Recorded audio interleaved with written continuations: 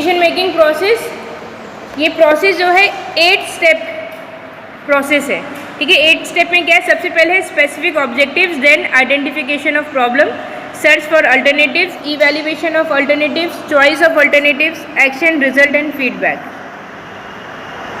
Decision making is a process of having different steps. It is based on Simon's decision making. कई बार MCQ में पूछ लेते हैं decision making process किसने दिया, सीमॉन्स, हमेशा नाम याद रखना, SIMONS, Simon's decision making process, which is also known as rational decision making process, ठीक है। तो डिसीजन मेकिंग प्रोसेस यहाँ पे इंपॉर्टेंट पॉइंट है, इसको नोट कर लेना, सीमॉन्स ने दिया है। 8 स्टेप्स होते हैं इसमें, एक एक स्टेप्स को हम समझते हैं। First is specific objective. The need of decision making arise in order to attain certain specific objective और goal. The starting point in any analysis of decision making involves the determination of whether a decision need to be made, ठीक है। सबसे पहले हमें ये देखना है कि किसी भी एरिया में अगर हम डिसीजन लेने जा रहे हैं तो कितनी ज़रूरत है कि हम ऐसा कोई डिसीजन लें, ठीक है। क्या इम्पैक्ट उस डिसीजन के हमारे ऑर्गेनाइजेशन में पड़ने वाले हैं। अगर पॉजिटिव इम्पैक्ट पड़ेंगे तो हम उन डिसीजंस को लेंगे, और अगर नेगेटिव कॉन्सिक्वेंसेस आ सकते हैं उन डिसीजन के वजह से, तो ऐसे डिसीजंस को हम नहीं लेंगे, ठीक है। तो हमें सबसे पहले ये देखना है कि जो भी हम डिसीजन लेना चाहते हैं उससे क्या इम्पैक्ट हमारे ऑर्गेनाइजेशन में पड़ेगा। उसके लिए हम क्या करेंगे, कुछ स्पेसिफिक ऑब्जेक्टिव्स बनाते हैं कि जैसे हमारे ऑर्गेनाइजेशन में हमें ग्रोथ चाहिए, डेवलपमेंट चाहिए, हमें प्रॉफिट चाहिए, ठीक है। तो ये क्या हो गए, हमारे कुछ ऑब्जेक्टिव्स हो गए। अब हम क्या करेंगे, सेकेंड स्टेप में आएंगे, वो है प्रॉब्लम आइडेंटिफिकेशन, ठीक है। इसमें हम देखेंगे जो भी हमने ऑब्जेक्टिव्स हमने बनाए हैं उन ऑब्जेक्टिव्स को अटेन करने के लिए क्या क्या प्रॉब्लम्स आ सकती हैं, ठीक। It is the real beginning of the decision making process. A problem is the gap between actual state of affair and desired state of affair. Problem should be identified clear and specifically so that it may solve by taking appropriate action in order to overcome the gap. Decision is required. ठीक है। अब हमने पहले step में हमने क्या किया, कुछ ऑब्जेक्टिव्स हमने बनाए, ठीक है। सेकेंड स्टेप में क्या करेंगे, इन ऑब्जेक्टिव्स को अटेन करने के लिए क्या क्या प्रॉब्लम्स आ सकती हैं। तो यहाँ पे 2 स्टेट की हम बात कर रहे हैं, एक है एक्चुअल स्टेट जहाँ पे अभी हम हैं, और दूसरा क्या है, डिज़ायर्ड स्टेट जहाँ हम पहुँचना चाहते हैं। वो डिज़ायर्ड स्टेट किसको फोकस करता है, हमारी स्पेसिफिक ऑब्जेक्टिव्स को फोकस करता है, ठीक है। तो अब हम इसके लिए क्या करेंगे, अब हम देखेंगे कि क्या क्या प्रॉब्लम्स आ सकती हैं, उन सारे प्रॉब्लम्स को हम नोट डाउन करेंगे। Third step is search for alternative.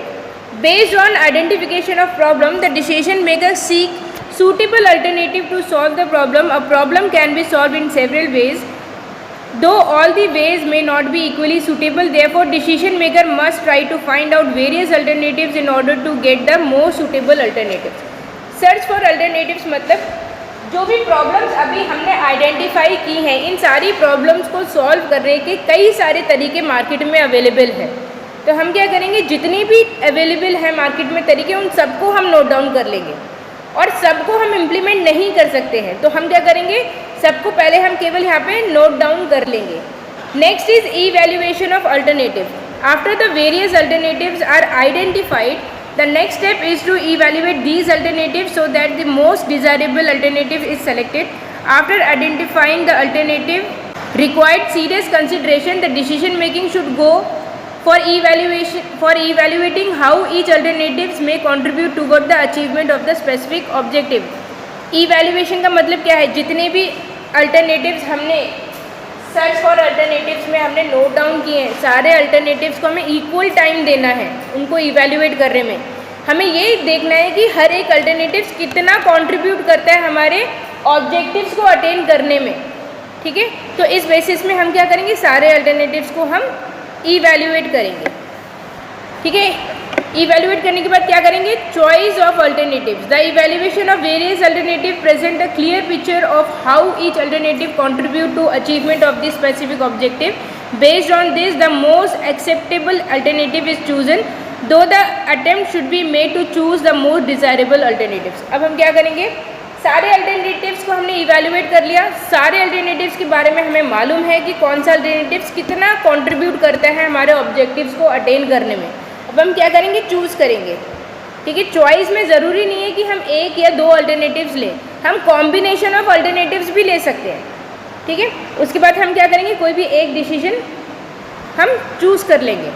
Then action, after the alternative is selected it is put on action, उसको हम इम्प्लीमेंट कर देंगे, एक्शन में लेके आए। Result, when the decision is put into action it brings certain result, कुछ ना कुछ रिजल्ट हमें मिलेगा।